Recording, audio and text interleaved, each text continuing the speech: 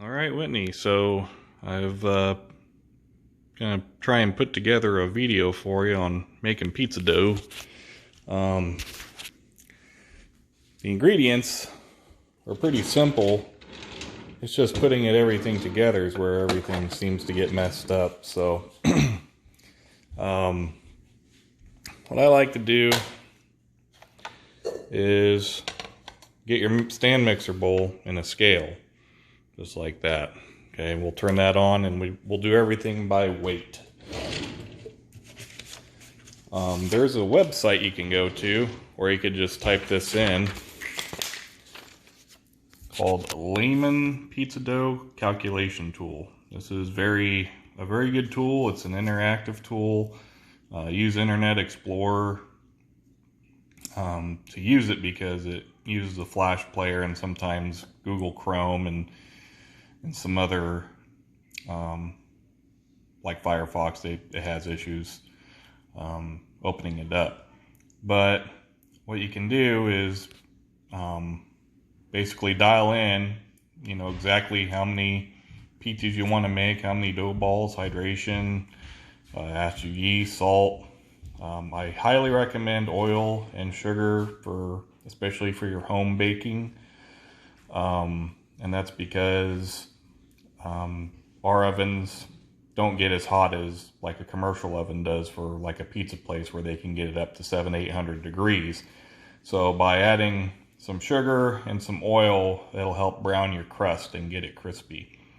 And then once you enter everything in, it spits out the ingredients that you'll need. So it tells you, exactly how many grams of flour, water, active dry yeast, salt, oil, sugar. And then it tells you what's also important is, how much a single ball should weigh. And this is important if you're planning on making more than one pizza. That way you can use your scale when you finish, mixing your dough. And that way you have even portions for your pizza. So I'm going to be making, a bunch of videos. They'll be split up so you don't have to, obviously sit through, an hour of just waiting for a dough to rise or whatever. And that way we can kind of compartmentalize the information, and hopefully that'll help you out a little bit. So this will be the end of the first video, and then the second one I'll start getting the ingredients going. All right, so got our ingredients here. We got oil, all-purpose flour. You can use bread flour. Some people say bread flour is better. Whatever works for you. Sugar, salt, and a big tub of yeast. So the first thing I'm going to do is add some water. And if we reference the tool, the paper that I showed earlier, it called for 350 grams of water. So when you're getting your water going, get it going hot, stick your hand under. You're going to see a lot of recipes that talk about, between 105 and 115. So when I first started doing this, I'd get thermometers out and all sorts. You don't need that. You don't need thermometers, okay? Best thing you can do, get the water going, and then rest your hand underneath, okay? If it's too hot for your hand, it's too hot for your yeast. So where you want to get a nice warm temperature where you can just kind of let your hand sit there and it just feels really, really comfortable. It's like perfect bathing water. That right there, that is the temperature that you want for your yeast. So just fill up this cup, and no need for measuring cups because you got your scale. And we're going to go to 350.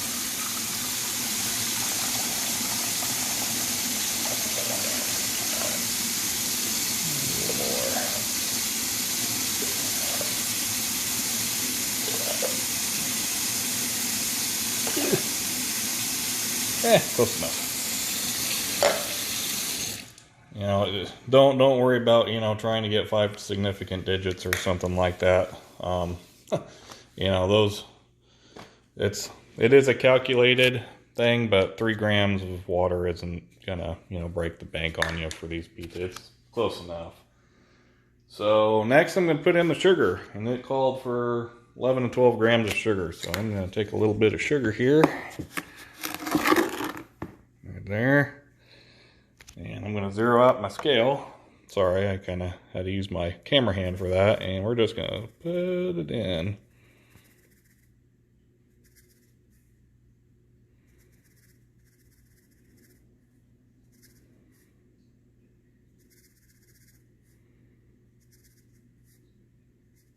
There we go.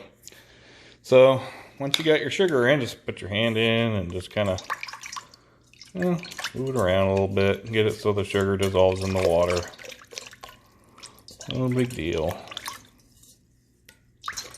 You get that sugar water, the yeast likes that. Okay, so we're going to get the yeast going now. So I'm going to zero this out. And it calls for 4 to 5 grams of yeast. So I'm going to pop this open real quick. Sorry about the camera kind of moving in funky ways sometimes. I'm kind of new at this thing. And we're going to drop in some yeast. We're going to look for 4 to 5 grams.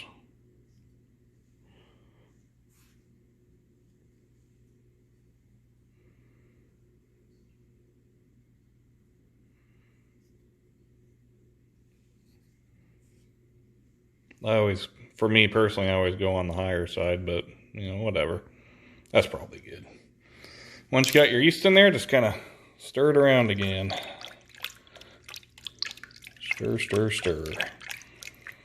And then what you want to do is wait for 5 minutes and let that yeast bloom.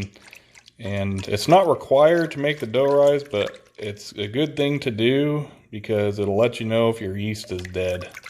And so, like, stirring around, like, see, we're already starting to see some bubbles form right there. That's a good sign. That's what you want to see. And so you give it about 5 minutes and it'll start to bloom. And I'll start the video for your third video to show you what it looks like once it's bloomed. All right, so starting the third video, you can see after 5 minutes, you can see how you got that nice foamy texture there, and you'll definitely smell it. It'll smell really fragrant and nice. I like the smell of yeast when it's coming about. So you get all those things, you know you're good to go. So what we'll do is we'll go ahead and add the rest of the ingredients. All right, so we'll add our salt, which is 17.5 grams. So we'll turn on our scale again, and it should zero out, and we'll put 17 grams of salt. Now some people say, oh, you're gonna kill the yeast doing that. Well, if you put enough salt in and you leave it sitting there long enough, yes, you will kill the yeast. But for what we're doing, not a problem. Not a problem at all. 17 grams. A little more. A little more. A little more.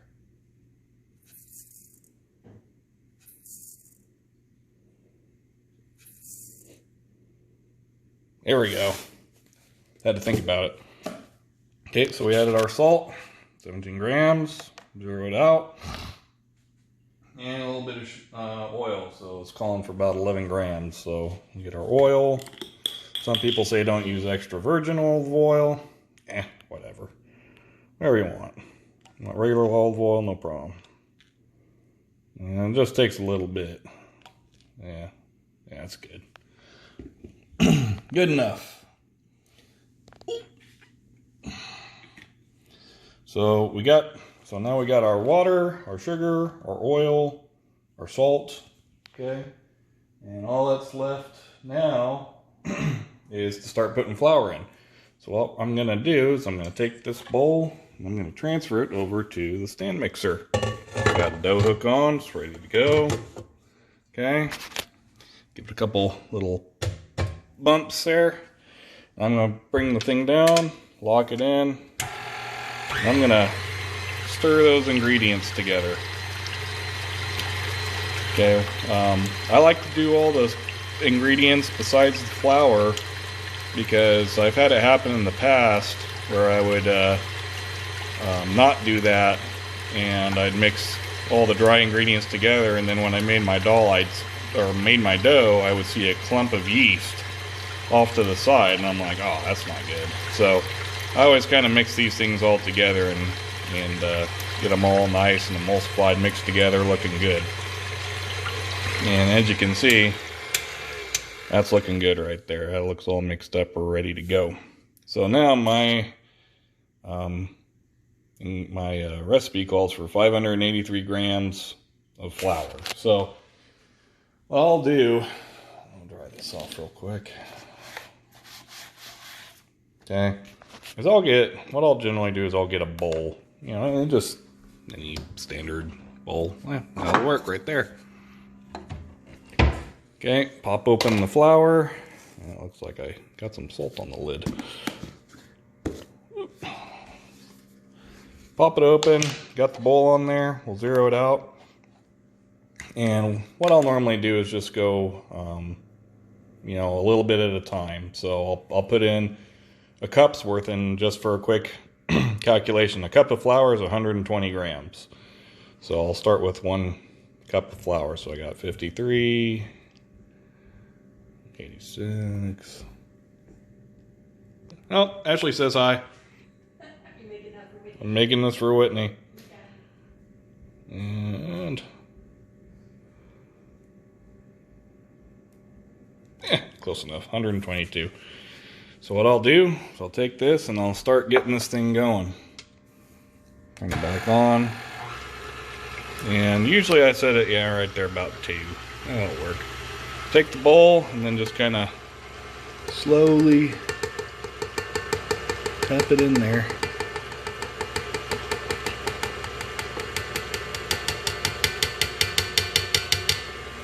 Let that start mixing, come over and get the second one.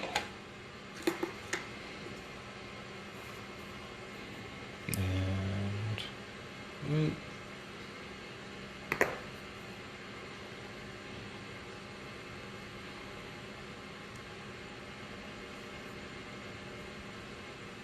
hey, there we go.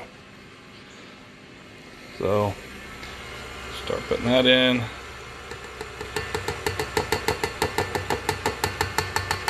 Just the camera so you can see it, right? And I'll start kind of forming this kind of creamy looking thing, and that's fine, that's good. As we add more flour, it'll start kind of forming up into a ball here. So let's get 3 cups. Normally you're gonna have to get about, yeah, you'll be able to tell, you know. I'm making 2 dough balls today, but and obviously when you make your recipe, you'll kind of be able to tell. The stages are pretty much the same. Let's see. 110. There we go. There we go. Alright, close enough. And back.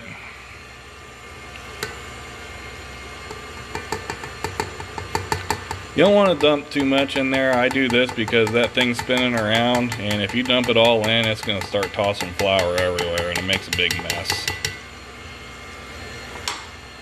So there's that. And I'll start mixing in some more, and what happens is as it starts to, see, you can already hear the motor kind of taking on some more load, and it'll start forming that ball. So once I put, let's see, we got 360. Once I get that 480 in there, so another 120 grams of flour, it'll definitely start forming that ball. And you'll hear it kind of go down. Yeah, you'll hear the motor kind of in, and sometimes you'll be like, oh, the motor's, you know, you'll hear that groan, and it'll, don't be worried about that. It'll be fine. All right, let's add some more.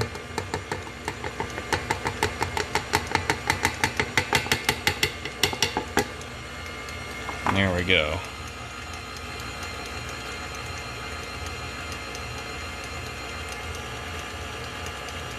And so what we'll do, once you got a good portion of flour, we'll start letting that ball form. And you can see it's already starting to gather up flour from the sides, which is a good sign. And that watery goo is starting to transform and bring in more flour. So yeah, once you start getting more flour in, it'll start gathering more and it'll start forming your dough.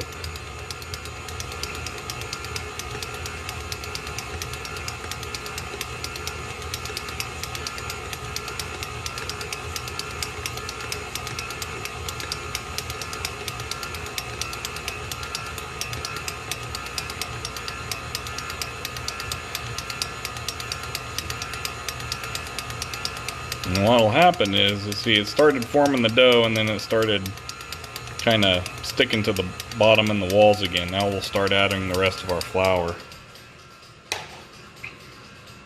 So zeroed out. We already got 480. Recipe called for 580, so I'm gonna put 100 grams .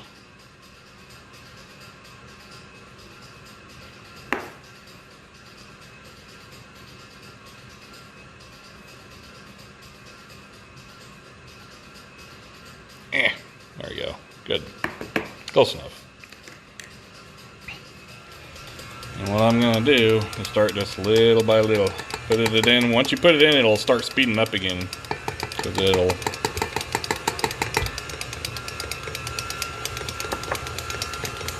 let it gather in a little bit. There we go. You can see, oh, put too much. You can see flour kind of starting to poof up on me there. So we'll just let it run. Oh, see, more there.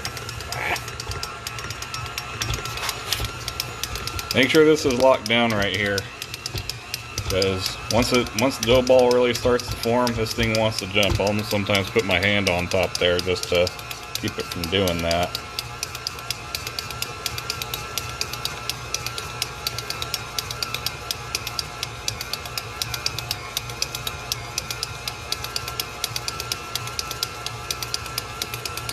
Alright, put in a little more flour. A little bit, and then once you get to this point, you just sprinkle it in.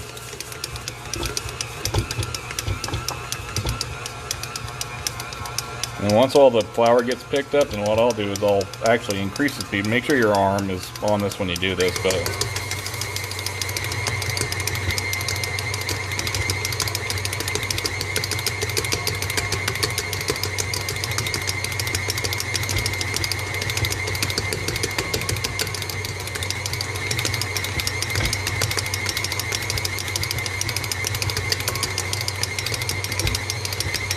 and as you can see, except for the very bottom, you know, not much is sticking to the side, so that's a good thing. Yeah, generally when you saw I was adding the flour, I was putting in a bowl at a time or cup at a time. Towards the end, kind of started throttling down because a common mistake when you're making pizza is to over flour the dough. And despite the fact that yes, the recipe did call for that, the proof is based on what your dough is actually doing. Alright, so I'm going to slow this down again. And we're getting a nice little ball. I'll sprinkle some more. And we want to get it right where the point where nothing's sticking to the side of the wall and it's barely sticking to the bottom of the bowl. So slow it down. We'll add a little more flour.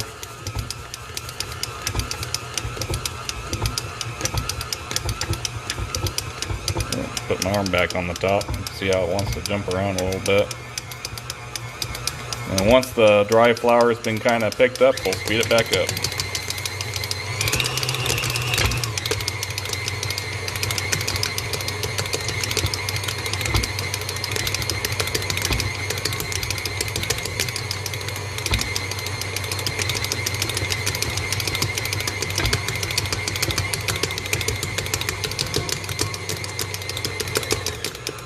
Slow it down. Sprinkle a little bit in there.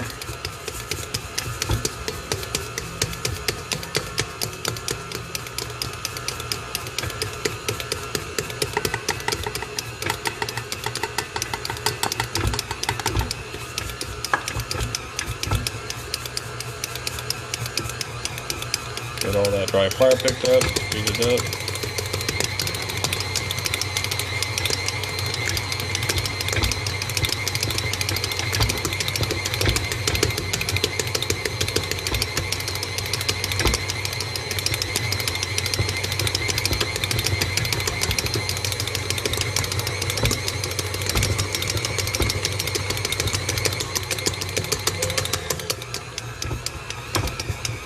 More.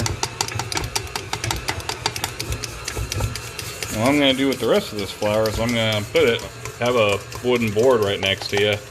Put a little bit there because we're going to take the flour and transfer it to this wooden board here. Move it around a little bit.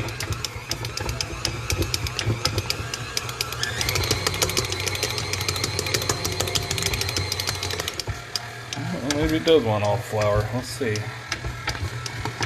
Put the rest in.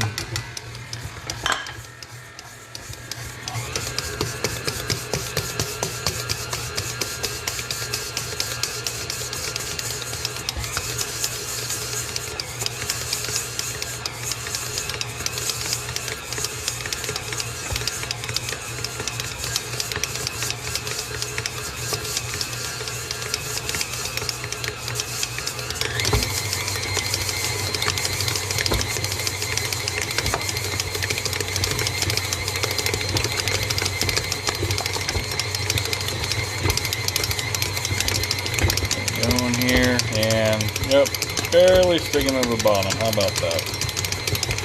Let that need a little bit more,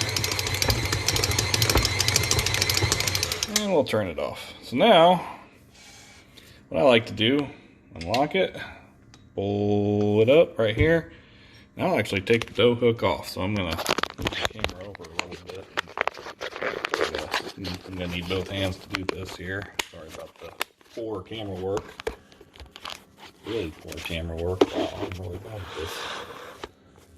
Horrible camera work. Ugh. I think I need someone else to do this. So anyway, I'm going to take the dough hook off and put the dough right there. And I'll start another video here. Actually, yeah, that'll work. Alright, so I got the dough from the bowl, right? I just basically took the hook off, dragged it over, whoop, and put the dough in. So now, lightly floured surface, we're just gonna kind of work that dough a little bit and look for any hard spots. It should be nice and smooth. All right, we kneaded it pretty well in the stand mixer. We're just gonna make a nice ball. Use your dough to go around and pick up all the flour you left there. All right, and you should have nice smooth. You can see the texture of that dough ball. It's nice and smooth, right? It's very elastic, right? You shouldn't really have to do much to this thing. All right, and we're gonna just make a nice little dough ball. All right, get on the bottom there, pull it all down, pull it over.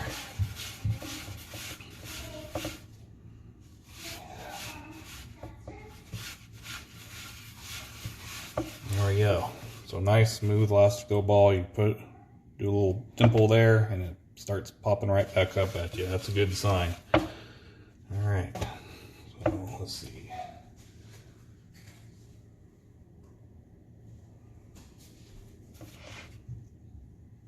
There we go. And just keep it a little bit dry so it's easy to work with. So now, all right, remember, I had my recipe called single ball, 489 grams. So get my scale over here, turn it back on, and I put this down. Yep, 975. So pretty close. So I'm gonna try and cut this thing in half.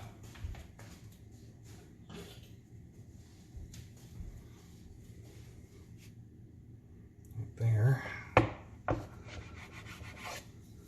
Put it on there. 489 grams. Wow. I've never had that happen before, ever. That was the first time I've made a cut, and it was like right on the money. So lucky me. Okay. If if you don't make a perfect cut, and chances are you won't, right? You can take a little bit from whichever one's heavier, transfer it, work it a little bit, right? Get it weighed. So now that I got it cut, okay, I'll form 2 dough balls right here.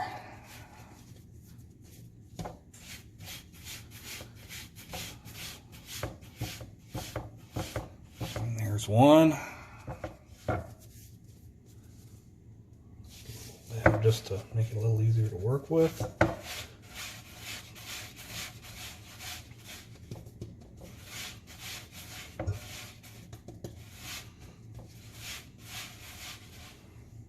There's 2.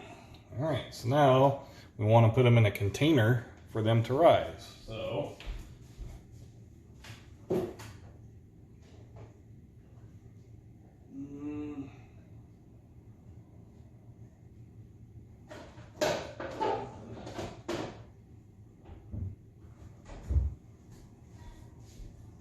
So I found one. What you do, take one of these balls, right? And we'll just throw it in there. But first, put a little dollop of oil. I mean, and when I say a little, I mean a little. Just, yeah, get it in the camera view there. Oop, that's good. See, that's all you need. We'll take that dough ball, we'll put it in. Do something like that. All right, now I'll just put a nice coating on there. Take it, flip it over. Boop. Perfect. Reach in, flip it back over. There we go. And what we'll do, we'll put a lid on that.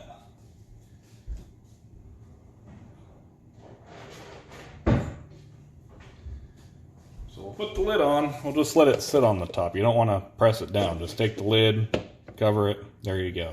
Okay. You can do that. Or you can grab a bowl.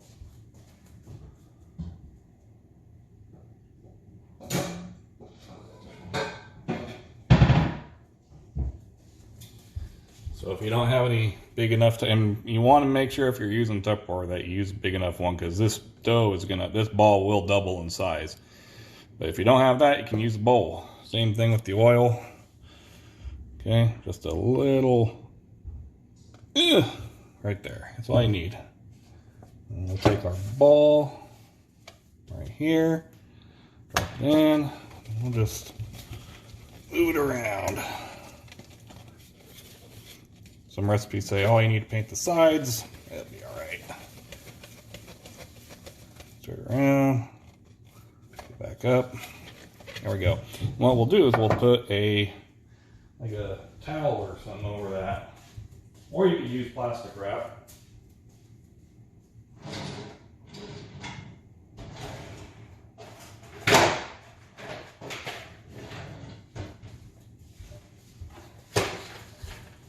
So in this case, I'm going to use some plastic wrap right here.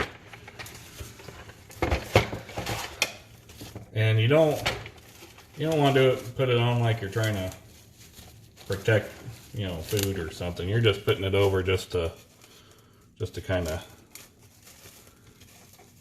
have a nice loose covering over so it doesn't, so your dough ball doesn't dry out.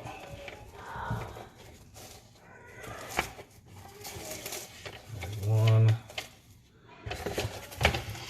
Put another one on here. Get that little edge. And see, yeah, I'm not going tight on it or anything. I'm just, you can do this. Or you can get like a kitchen towel and just lay it over the top. Okay, same thing.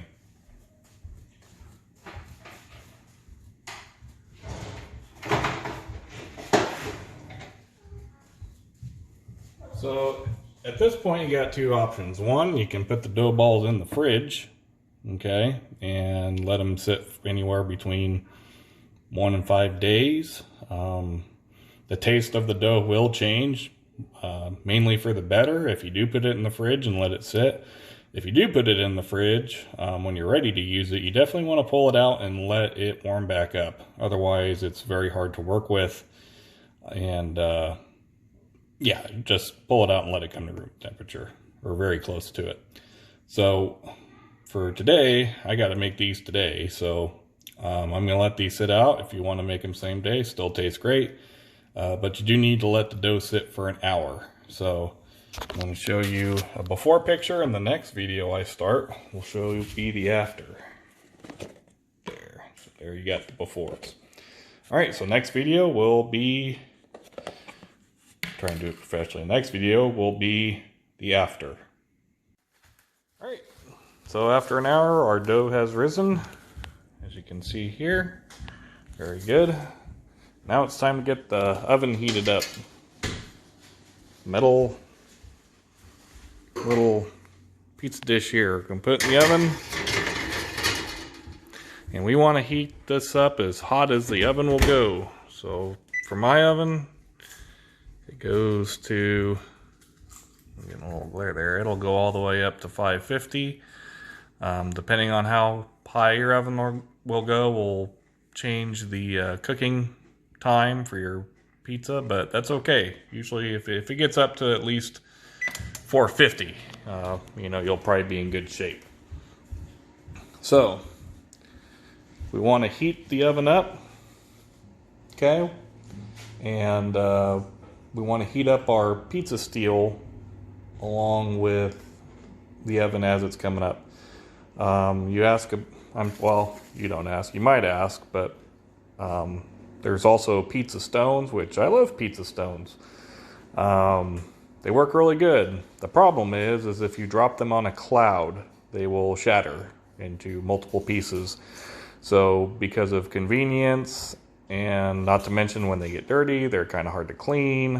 Whereas pizza steels, I mean, you can scrub away, no problem, and you know, they don't break. So for convenience sakes, I use the metal sheets like what you just saw there. They work great, no problems. And what we'll want to do is let that come up to temperature, and then I will get into showing you how to make an actual pizza and press out the dough and prep it for going in the oven. So stand by. Alright, so our oven's up to 550, and that pizza steel right there is ready to go. And the time it took to heat up the oven, I actually made a sauce. I'm going to scan in on the recipe right there so you can see. For us, it required a little bit more salt, but you know, you do what you want to do for your taste. I'll definitely say it tasted better than what you would get at a store, but if you don't want to make your own sauce, no problem. Get your sauce at the store. So that's what it looks like. Looks actually really good, nice and thick. It's a thicker sauce. Alright, so coming over, okay, got a wood block here and a pizza peel.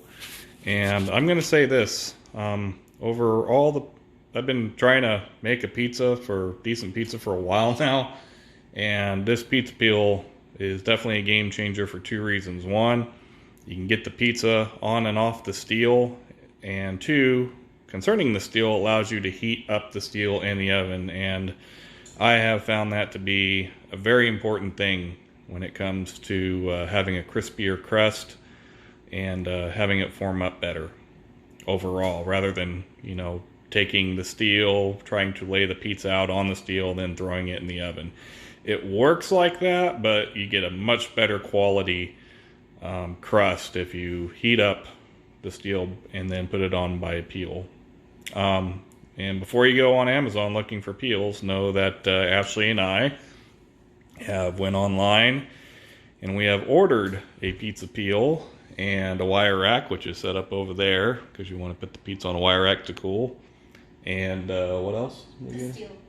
And the pizza steel. And you should be receiving those probably, I don't know, in a week. Something like that. So don't worry about getting all this stuff. It's already on its way. Our gift to you during this very trying time. So, with the sauce there and the pizza peel, okay, little dusting of flour there, okay. And what we'll want to do is we'll want to get the pizza, or the dough rather, Okay, we'll put it on the block first, okay, and then just be gentle with it. But we would just want to get just a slight coating, and maybe start pressing it down a little bit, and then transfer it to the peel to finish up. Once it's on the peel, you have to not get sidetracked at this point, because the one thing you don't want to have happen is the dough attach itself to the peel and then you can't get it into the oven. That's a disaster. It's happened to me. It's horrible. It's a very frustrating thing. So what we'll do first, we'll get the dough, we'll get it formed up a little bit here, transfer it over, form it the rest of the way. We'll get some sauce on the pizza, and then we'll get the pizza in the oven, and we'll go for the first 5 minutes, okay, with just the dough and the pizza in the oven. And then what we'll do, we'll pull it out, we'll pull it on that wire rack, and then we'll add our toppings. Reason for this is we want to cook our toppings, but we don't want all the grease to come out and get a big orange mess. But if you want a big orange mess and you like really super greasy pizza, then yeah, go ahead and put all the toppings on right away. But I also have found that it's easier to get the pizza to move just by putting the sauce on first. So I'm going to have Ashley be my camera. Uh-oh. Yep, here she is right there. And so what we're going to do, we'll start with this one here. There's our dough, okay, in the bowl. We're just going to take it out, and it'll just, boop, should come out nice and easy, right there, okay? And we'll lay it out on the block first, and it's going to feel really nice and soft, okay? If you need to, a little dusting of flour, doesn't take that much, and we're just going to start making a little frisbee out of this thing. Flip it over, and see that's what I'm talking about. It comes out, right, you put that oil in there, okay? When it gets wet like that, if it's on your peel, it won't want to come off. So this is kind of like a little thing that I've decided to do to try and prevent that sort of thing from happening. And you know, it should move when you're making this dough and you're laying it out. It should move nice and easy. I mean, it doesn't take much at all, right? Maybe a little more dusting, okay? And keep it nice and dry. Believe it or not, this is probably one of the best circles I've ever laid out. Actually, we'll say yes to that. Yeah, that's true. You know, Jared's not a good circle maker. No. You know, so I'm actually surprised that this is going so well, and I probably just jinxed myself by saying that. Yeah, I'm waiting for you to mess it up. Yeah. So, you know, pull over there. Okay, and we're just laying this out. Nice and easy, all right? I will say this, when you're first starting to make pizzas, okay, don't try and make the 20 inch ginormous pizzas. One, it's not going to fit on your peel, and two, it's just that much harder to control. So once they got it laid out like that pretty nice, we'll transfer it over to the peel. Okay, it should transfer over nice and easy, and then we'll apply our sauce. We'll put the delicious sauce that Ashley has made. You can just use a spoon. Right on there. Man, that looks good. That really does look better than pizza or store-bought sauce, that's for sure. Actually, really looking, smells good too. And just lay it out. And you know, if you like thicker sauce, put more sauce on. If you don't, then whatever. However you want to do it. That's the nice thing about making pizzas at home. You can kind of decide how you want to do it. All right, perfect. And you want to give it the little pizza peel test, so grab it. See how it moves nice and easy like that? That's a good sign. Let's go put it in the oven. And this is where having a pizza peel really helps out. You just go like that, and then it has that taper at the end that allows you to put that pizza right on. Nice and easy. Ashley can come over and show that to you. Laying on the steel, very good. Okay, and what we want to do, at least for us with 550, I cook it for 5 minutes. And then what we'll do after that is after it's cooked for 5 minutes, we'll grab just all you need is a pair of tongs, you pull it out, we'll put it on the wire rack, and then we'll apply our toppings. So we'll wait 5 minutes and we'll start up with our next video. Alright, Alright, so we're almost done with our 5 minutes, and I'm going to hand this off to Ashley again. Yeah. So, all you really need is just any set of tongs. Okay, and what you're going to want to do, grab your wire rack, pull this down.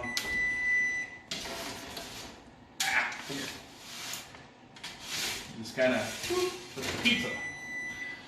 Alright, and we'll close it, and then we'll start adding our toppings. So, for us,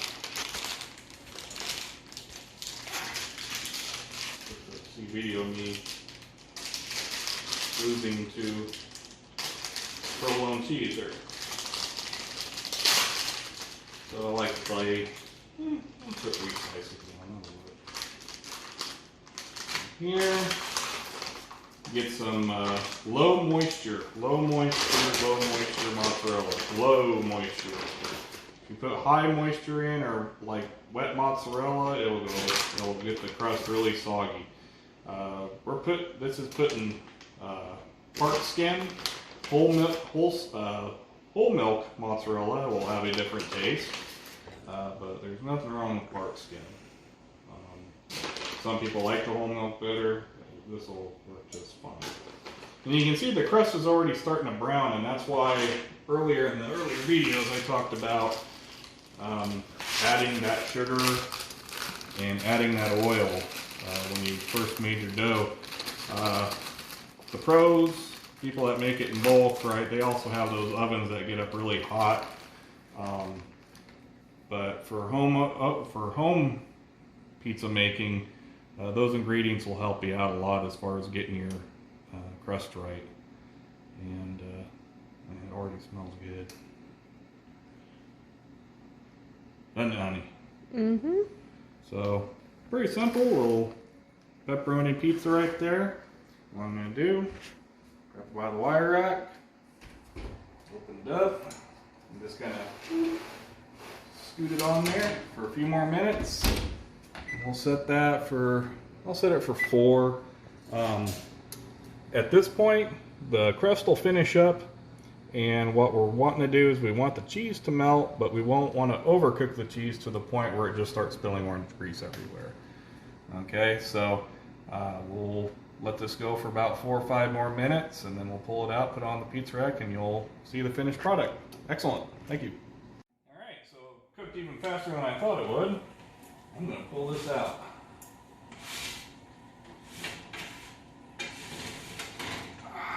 And there we go.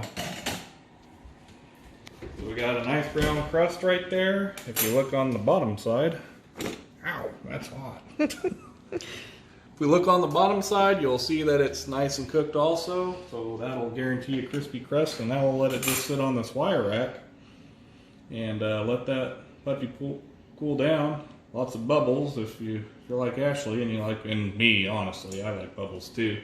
Like bubbles, and there you go. So if you, one thing while that's cooking, if you're making more than one pizza, while you're finishing that up, that's a good time to go ahead and prep your surfaces to do the second one. Yeah, that's the end result, and it's going to take some time as far as finding out what's right for you and getting your, I mean, I've been trying to make a good pizza for a few years now, and you know, I'm finally starting to, you know, I've been doing it off and on, and now it's like really I'm getting a consistent product now, and this will save you a lot of money down the road. I mean, the ingredients to make your own compared to buying it from outside, saving like $40-50 every time we decide to have a pizza. So I hope these videos were helpful. Like I said, You gonna show her when it's cut? Oh yeah, we'll show her when it's cut. Okay. Yeah, that'll be the last video. You can watch us eat it, and your mouth can water. So, yeah. So that's the finished product, and after it cools down, I'll cut it up, and then you'll get to see everyone eat it. They're good. All right. So last video, cutting up the pizza. So with this type of pizza, you know, you don't have to get fancy. You know, if you want a pizza cutter, you can grab a pizza cutter. But honestly, a standard kitchen knife like this will work just fine. Did that one thing that had the rocker, did we get her the one with the rocker? I believe so. So your pizza peel's gonna come with the rocker. You can try it out, and let us know how it goes. But all right, now I mean it's pretty elementary. Sit there, you know, cut. And with these size pizzas, a good 12 to 14 inch, you should be able to get, you know, good 8 slices if you want, or you can make 4 big ones. Whatever you want. That's the nice thing about making homemade pizza. You get to do what you want.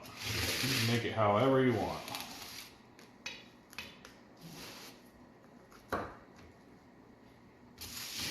So a good way to tell if your pizza's ready to cut, if you pick it up off the wire rack and you can hold it in your hands, you're good. If it's like, ouch, that's really hot and I don't want to hold it anymore, let it cool a little bit longer. There we go. And we'll see right here. Oh, there's a nice, get a little zoom in there of the crust. Nice bubbly, crispy on the outside, soft on the inside. Pretty good. And I'll get a shot of actually eating one here. How hot is it? It's, you can eat it.